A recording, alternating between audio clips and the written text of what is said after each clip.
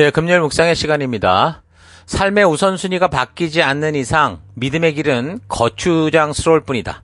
삶의 우선순위가 바뀌지 않는 이상 믿음의 길은 거추장스러울 뿐이다. 자, 이런 제목으로 이번 주간 마지막 묵상 함께 나누겠습니다. 자, 어제 우리는 성령이 임하시면 권능을 받고 증인이 된다고 하는 이 말씀을 통해서 예수님께서 보내주시는 보혜사 성령 하나님께서 어떻게 사역하시는가를 생각해 보면서 우리는 우리의 순종의 삶이 필요한 삶에서, 순종이 필요한 삶에서 자꾸 하나님을 등장시키려고 하는, 그러니까 나 대신 자꾸 하나님을 밀어내려고 하는 그런 태도가 있다라는 걸 진단해보고, 우리가 성도로서 이제 성령 하나님과 동행할 수 있는 그 소명의 삶을 사는 게 얼마나 중요하냐, 이런 질서를 우리가 다시 한번 생각해봤습니다. 자, 계속해서 이제 말씀 살펴보면 1장 10절, 올라가실 때 제자들이 자세히 하늘을 쳐다보고 있는데, 승천하실 때죠. 흰옷 입은 두 사람이 그들 곁에 서서 이르되, 갈릴리 사람들아 어찌하여 서서 하늘을 쳐다보느냐? 너희 가운데서 하늘로 올리어지신 이 예수는 하늘로 가심을 본 그대로 오시리라 하였느니라. 그러니까 예수님께서 초림해 주러 오실 때 은혜의 때를 선포하고 백성들을 회개시켜 하나님과 화해케 하기 위해 오셨었는데, 이제 예수님은 그 사역을 다 감당하시고 이제 승천하시게 되고, 그리고 이제 그 말씀에 의하면 반드시 다시 이 땅에 오신다는 거죠. 재림의 주로 오시게 된다는 건데, 자, 그때는 이제 은혜의 주가 아니라 심판의 주로 오신다. 자, 이걸 우리가 잘 기억해야 됩니다.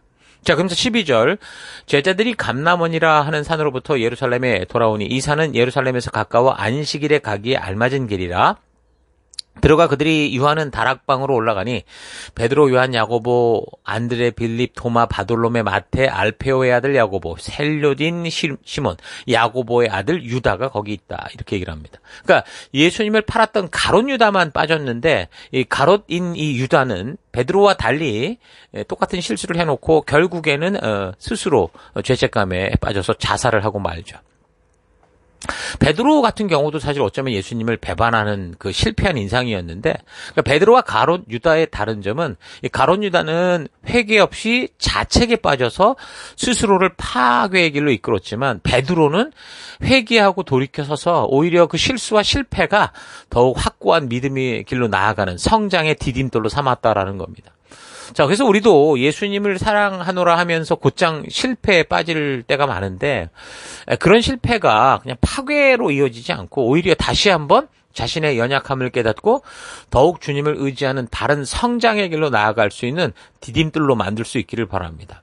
리더로의 헌신에 있어서도 매년 부족한 자신을 보게 되고 굳게 결단했다가도 연약했던 자신을 또 보게 되는데, 그럼에도 불구하고 우리는 어때요? 또다시 부르신 자리로 나아가 헌신의 자리에 서야 하고, 베드로처럼 그런 실수와 실패를 디딤돌 삼아서 더더욱 주님이 부르신 그 소명의 자리로 나아가는 이런 자세가 중요하죠. 자, 그래서 이제 우리가 2024년에 셀 사역도 이제 마무리 단계에 와 있는데, 어쨌든 짧게 남은 이 시간에도 끝까지 우리에게 주신 사명의 길 잃지 않고, 이번 해 또 매듭 잘 짓고, 또 내년이 되면 또 준비를 잘해서 또 주시는 그 믿음의 길로 나아가는 우리가 되기를 바랍니다.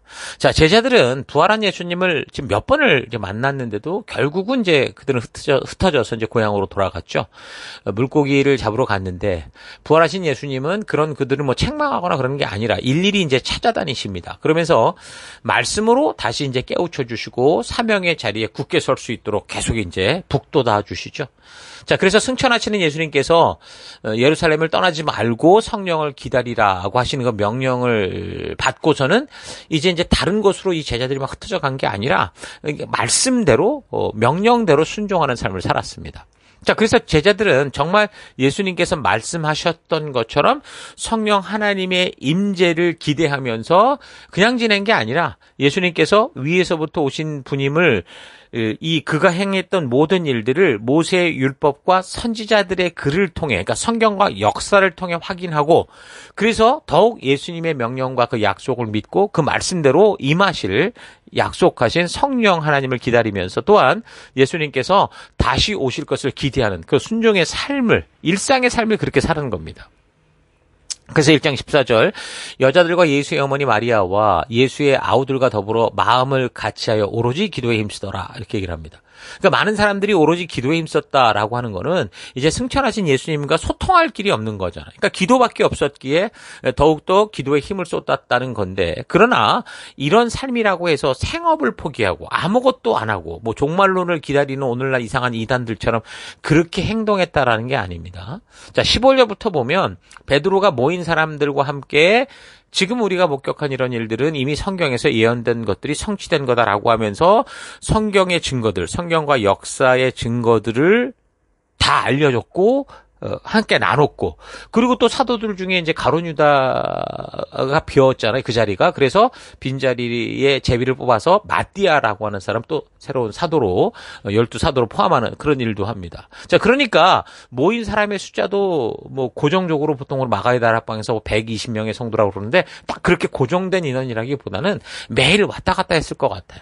그러니까 모이는 장소도 마가의 다락방이 마치 본부와 같은 역할을 했던 것인데, 나중에 살피지만 실제로 성령이 임하실 때 그 상황을 보면 그런 확신한 성령의 임재의 증거를 사람들이 봤다고 그래요. 그러니까 어떤 감춰진 마가의 다락방에 숨겨져 있는 게 아니라 지금 성령이 임했던 장소는 모든 사람들이 볼 수 있는 뭐 그런 것이었을 가능성이 훨씬 많은 거죠. 아니면 마가의 다락방이 얼마나 큰지 모르지만 많은 사람들이 모였거나 더 많은 사람이 초대됐거나 이랬다라는 겁니다. 자, 분명한 것은 그동안은 표적과 기적을 통해서만 반응을 하고 살아계신 예수님을 눈으로 볼 때만 따라다니던 사람들이 이제는 예수님이 승천하시고 계시지 않고 또 성령 하나님은 아직 임재하지도 않았음에도 불구하고 어떡합니까?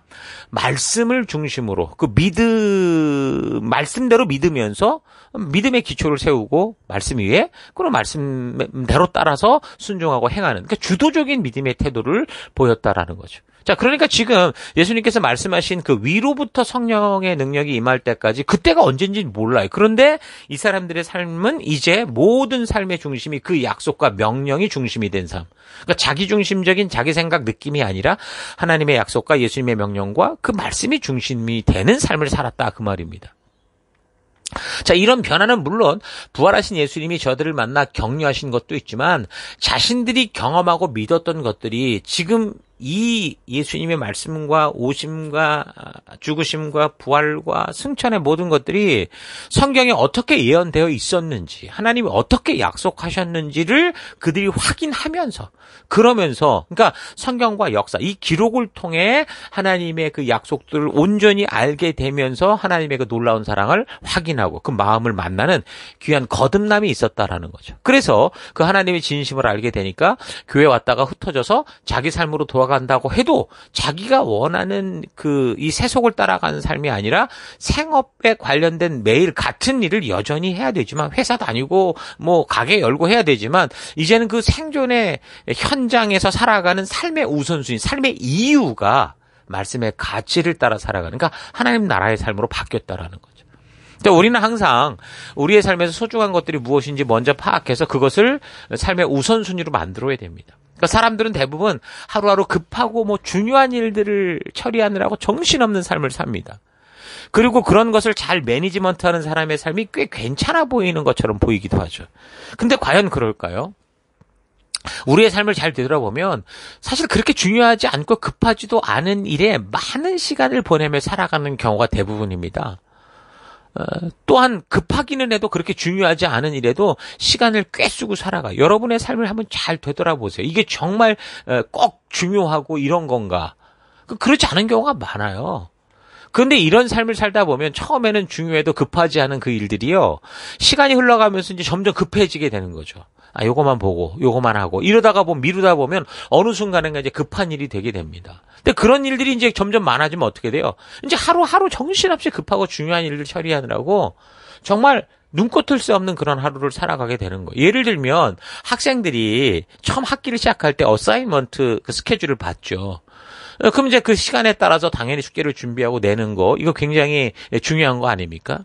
근데 숙제에 대한 스케줄을 받을 때 제출일자가 이제 분명히 언제라는 걸 아는데도 그날이 오기 전에는 대부분 보면 다 이렇게 그냥 뭐 하고 싶은 일 먼저 하고 그렇게 하는 걸 봅니다. 그러니까 급박하지 않기 때문에 대부분 다른 것부터 먼저 하겠다라는 거죠. 자, 그러다가 보면 이제 어느 순간인가 숙제를 제출해야 되는 그 일들이 바로 뭐 코앞으로 다가오게 되면 그때부터는 점점 다급해져서 이제 뭐 밤새고 날 새고 이래가면서 결국은 뭐 자기가 생각할 때 중요한 일이잖아요. 근데 급하고 중요한 일이 된 거죠. 너무 급박한 상황이 되는 이런 모습이라는 거예요. 근데 만약 이런 식으로 여러 가지 중요한 일을 미루다가 한꺼번에 계속 쌓이게 된다면, 한꺼번에 이 계속 쌓인 게 터지게 된다면 어떻게 될까요? 결국 좌절하고 말아요. 자, 그래서 우리는 당장 매일 살면서 긴급해 보이지 않아도 중요한 일들을 먼저 우선순위에 두고 행하는 삶의 습관을 가져야 됩니다. 그러니까 미래의 위기를 예방할 수 있는 일들. 그러니까 예를 들면 뭐 인간 관계를 구축하는 일들. 이 신뢰는 굉장히 중요하잖아요. 가족끼리, 부부끼리, 자녀와의 이런 신뢰들. 이런 일에 우리가 얼핏 보면 늘 바빠서 자기 뭐 공부하고 회사 다니고 이런 것 같지만 그런 일들 속에, 그런 삶 속에서도 함께하는 이런 신뢰를 만들어내는 일들에 투자해야 된다라는 거죠. 새로운 기회를 만들어내는 일, 뭐 독서라든가 뭘 배우러 간다든가 이런 걸 비롯해서 무엇보다 영적인 삶에 대한 일들에서 삶의 그 우선순위, 이걸 잘 만들어야 돼요. 그래서 자신의 삶의 계획을 잡을 때, 뭐 일주일의 계획, 하루의 계획을 잡을 때 먼저 그 속에 이 하나님과의 관계를 온전케 하는 이 일이 먼저 들어가야 된다라는 거죠. 그런 중요한 일들을 먼저 계획의 우선순위로 두고 그 다음 우리 삶에 있는 것들이든 무엇이 됐든 간에 그 나머지 것들을 이렇게 맞춰 들어가야 돼요. 큰 게 먼저 들어가야 그 다음에 작은 것들을 맞춰갈 수 있는 거죠. 근데 대부분 보면은 그 작은 것 채우느라고 결국에는 가장 중요하고 정말 아주 중요한 이 우선순위를 놓쳐버리는 경우가 많다는 거죠. 중요한 일들을 놓치는 거죠. 시간이 흘러갈수록 그렇게 이제 바르게 질서가 잡히면 우리의 삶이 더 풍성해지고 여유가 생기는데 그렇지 않으면 그냥 자기만의 허덕이는 삶이 되고 늘 바쁘고 급하고 늘 바쁘고 급해요. 그 사람들은 항상 바쁘고 급하대요. 이게 그냥 입에 노래처럼 나오는 그런 삶이 될 수 있다는 거죠. 그러니까 예수님의 승천을 본 제자들의 삶이 바로 이런 삶의 질서를 바르게 잡는 그런 기회가 됐다라는 겁니다. 그러니까 자신들의 삶 속에서 예수님의 말씀대로 실천하는 이 삶, 나를 부르시고 보내신 그 부르심을 따라 살아가는 그 삶을 가장 삶의 우선순위로 잡게 되니까, 그러니까 아무리 뭐 대제사장을 비롯한 바리새파들의 위협이 있다고 해도 그 약속을 떠나고 피하지 않고 더불어 자신들의 생존을 위한 삶에도 아주 적극적인 그런 삶을 가지고 살아간 거죠. 그래서 내가 지금 바른 믿음의 삶을 살아가는지를 확인하는 방법은 자기 삶의 현장 속에서 뭘 지금 우선순위로 행하며 살아가고 있는가, 나는 어디에 끌려가고 있는가, 어떤 곳에 시간을 가장 많이 투자하고 어떤 곳에 이런 뭐 그 시간뿐만 아니라 뭐 돈이 투자되고 이런 걸 보면 압니다. 그러니까 이런 삶의 우선순위가 정리되지 않으면 우리는 계속해서 하나님께서 부르신 소명의 삶을 살아감에 있어서 늘 바빠요. 늘 핑계와 변명을 댈 수밖에 없어요. 특히 바쁘고 생존이 어렵고 힘들고 하는 이 변명과 핑계만 만들면서 그렇게 평생을 살아가는 거죠. 무서운 건 뭐냐면 그런 편개와 변명과 핑계들을 자꾸 말하다 보면 자신의 뇌가 그것을 듣고 사실로 받아들인다는 거죠. 사실은 내가 무너뜨린 질서고 그 잘못되게 굴러가는데 이게 인생이다 이런 식으로 받아들이는, 그 전혀 이 진실이 파악되지 않는 그런 삶이 된다는 겁니다. 제자와 성도들이 이전에는 그렇지 않았지만 성경을 통해 하나님의 진심을 확인하게 되니까 그들의 느낌과 자기 생각이 아니라 말씀이 삶의 중심이 돼서 자신들의 삶의 현장에서도 순종의 삶이 우선이 되는 이런 삶을 우리가 보게 되는데, 우리도 이런 걸 보면서 우리의 삶의 우선순위, 그러니까 성경을 보면서 기도하면 기적이 벌어지는 일이 아니라 내 삶이 말씀에 가치화되는 이 일이 가장 중요하다는 거 잊지 마십시오. 그래서 우선순위가 바르게 정립된, 그래서 이 제자들은 비록 분주하고 생존을 위해 정말 정신없이 살아가야 되는 그런 삶의 현장 속에서도 결국은 어떻게 돼요? 부르심 따라 살아가더라는 거예요. 그들이 삶을 회피하고 관계를 회피하고 이렇게 살아간 게 아니라 관계 속에서, 삶 속에서 오히려 더 적극적으로 시간을 만들고 그렇게 해서 어떡하는, 그렇게 기도하고 그렇게 모이고 그렇게 주신 명령을 위해 삶명을 위해 살아가는 그런 삶을 살게 됐다라는 거죠. 그러니까 우리도 지금 살아가야 되는 삶의 모습이 바로 그런 모습이다라는 거 잊지 마시고, 오늘 우리 제자들의 이런 모습을 보면서 우리도 삶의 우선순위를 바르게 정립하는 우리가 될 수 있기를 바랍니다. 자, 오늘 하루 나는 늘 하나님 앞에서 급하고 바쁜 삶을 핑계로 우리를 부르신 그 부르심의 앞에 나아가는 것을 회피하고 있지는 않은지, 어쩌면 지금 그런 것조차 내가 느끼지 못하고 자기 만족을 위해 사는 것을 당연한 것처럼 받아들이고 있지는 않은지 깊이 있게 되돌아보기 바랍니다. 예수를 믿는다는 것, 리더가 된다라는 것은 삶의 우선순위가 하나님으로부터 시작된다라는 것을 의미하는 거예요. 그러니까 삶의 질서가 바뀌는 거예요. 그래서 그렇다고 나의 삶이 없어진다라는 게 절대 아닙니다. 나의 삶을 살아가되 내가 무엇을 먼저 해야 되는지를 아는 사람이 된다는 거예요. 그래서 우리가 지금 바쁘다 핑계를 대며 하지 않는 것이 정말 바빠서 그런 게 아니라 나의 삶과 마음이 하나님의 말씀을 통해 진실을 확인하지 못하고 남을 통해, 목사를 통해 듣게 되니까 자꾸 종교적 사슬에 매여서 이런 거다라는 거 잊지 마십시오. 여러분 스스로가 말씀과 역사를 통해 하나님의 진심을 만나야 돼요. 그러니까 예수를 바르게 믿는다는 것은 그렇게 내 중심의 삶, 옛사람의 삶이 하나님 말씀, 소명 중심의 삶, 새 언약 백성된 새 사람의 삶이 되는 걸 말하는 거예요. 삶의 우선순위가 바뀌는 거죠. 가야 하는 이유가 완전히 바뀌었다라는 겁니다. 자, 그러므로 여러분이 예수를 믿는다고 하며 살아갈 때 나의 삶에서 정말 나의 우선순위가 말씀의 가치를 따라 살아가는 것으로 제대로 잡혀 있는지 확인해 보고 바른 삶의 우선순위를 믿음으로 승리하는 삶을 살아갈 수밖에 없는 그런 바른 삶의 우선순위를 통해서 믿음으로 승리하는 삶을 살아갈 수밖에 없는 그런 하루하루가 될 수 있기를 주의 이름으로 축원합니다. 오늘 하루도 힘내십시오. 잠시 기도하겠습니다. 하나님께서 죽을 나를 살리셔서 새로운 시간을 주셨는데 내가 나를 위한 삶을 살고자 늘 하나님 앞에서 시간 없다고 핑계대고 하나님께 변명하며 살아왔던 것도 회개합니다. 내가 예수를 믿는 사람이 되었다는 것은 삶의 우선순위가 말씀의 가치를 따라 살아가는 것으로 바뀌었다는 것임을 잊지 않고 나의 삶에서 내 삶의 우선순위를 먼저 말씀으로 조절하고 하루하루의 삶을 시작하는 내가 되기 원합니다. 예수를 믿는다는 것은 삶의 모든 것이 하나님이 그의 백성들에게 말씀하신 법도와 규례와 명령과 계명의 가치를 따라 살아가는 하나님 나라의 삶이라는 것 잊지 않고 하나님이 이끄시는 길과 반대로 가고 있는 화려하고 재미있어 보이는 세상의 삶의 현장에서도 흔들리지 않는 빛된 길로 걷는 내가 되기를 원합니다. 그래서 삶의 우선순위가 바뀌지 않는 이상 내 삶이 절대 바뀌지 않는다는 것 기억하고 주의 말씀으로 말미암아 내 삶의 모든 우선순위와 나의 삶이 새롭게 변화되는 그런 하루 될 수 있도록 인도하시고 이끄시고 함께 하심을 감사드리고 예수님 이름으로 기도했습니다. 아멘.